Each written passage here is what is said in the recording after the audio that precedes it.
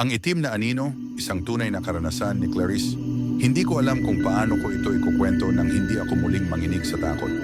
Hanggang ngayon, hindi ko pa rin lubos na maunawaan kung ano ang tunay na nangyari sa akin. Pero isang bagay ang sigurado ko. Hindi ito basta panaginip o guni-guni lang. Totoo ito. At baka hindi pa rin ako lubusang ligtas. Ang simula ng lahat. Nangyari ito noong ako'y 20 taong gulang. Mahilig akong mag-isa, mahilig maglibot sa mga lumang lugar. May isang lumang bahay sa aming baryo, ang bahay ng aking lola. Matagal na itong walang nakatira simula nang pumanaw siya, pero hindi ko alam kung bakit gusto kong bumalik doon. Isang hapon, pumunta ako roon ng mag-isa. Alam kong may mga kwentong kumakalat tungkol sa bahay.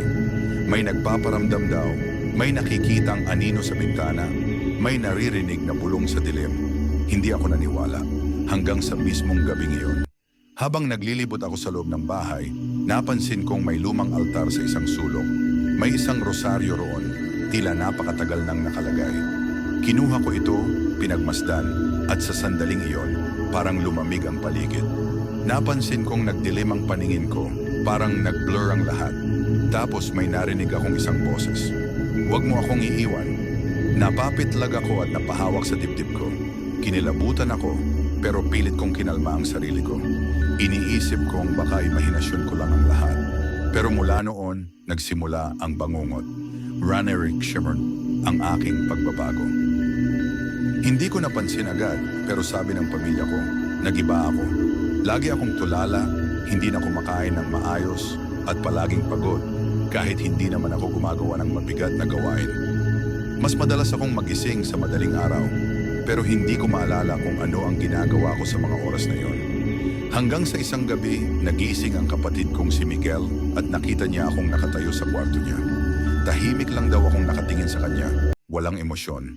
Nang magtanong siya kung anong ginagawa ko roon, bigla raw akong umiwi at sinabing, hindi na siya babalik. Hindi iyong boses ko. Na you're so worried. Ang pagpapakita ng anino. Doon na nagsimula ang matitinding pangyayari.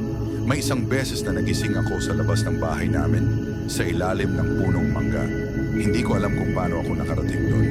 Nakatayo ako, nakatingala sa langit, at pakiramdam ko'y hindi ko kontrolado ang sarili kong katawan. At doon ko siya nakita, isang maitim na anino na rin sa likod ng puno. Walang mukha, walang hugis, pero alam kong nakatingin ito sa akin. At sa hindi ko maipaliwanag na dahilan, parang may bahagi ng isip ko na gusto siyang lapitan. Akin ka na. May bumulong sa utak ko. Nang gabing iyon, nagdesisyon ang pamilya kong tawagin si Padre Alonso, ang pari sa aming baryo. Sabi nila, sinasabihan na ako. Pero sa isip ko, wala naman akong nararamdaman hanggang sa mismong oras ng ritual. Rarary, ang eksorsismo. Dinala nila ako sa simbahan.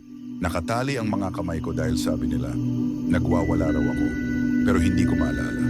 Ang naaalala ko lang ay ang pakiramdam na para akong nalunod sa sarili kong katawan. Parang gising ako, pero hindi ako makagalaw. Nagsimula ang pare sa kanyang dasal at doon ko naramdaman ang unang kirot. Parang may kung anong kumakalas mula sa katawan ko. Parang may mabigat na bagay na pilit hinihila papalabas. Nang buhusan ako ng banal na tubig, pakiramdam ko'y parang nasusunog ako mula sa loob. Hindi ako makontrol. May sumisigaw pero hindi ako yon.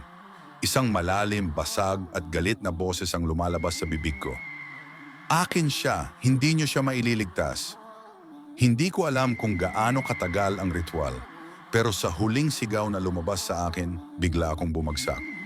Para akong lumutang sa hangin at nang bumalik ang ulirat ko, nasa sahig ako ng simbahan. Napahagulgol ako sa pagod at takot. Akala ko tapos na. Arkasyawananam, ang huling babala. Nang ihatid nila ako pa uwi, pakiramdam ko'y parang nawala ang bigat sa katawan ko. Parang bumalik ako sa dati. Pero bago ako pumikit ng gabing yon, isang malamig na hangin ang dumaan sa kwarto ko. At sa gilid ng aking paningin, may nakita akong itim na anino. Nakatayo sa sulok ng kwarto ko. Tahimik lang, nakatingin. At doon ko naunawaan, hindi pa siya tapos sa akin.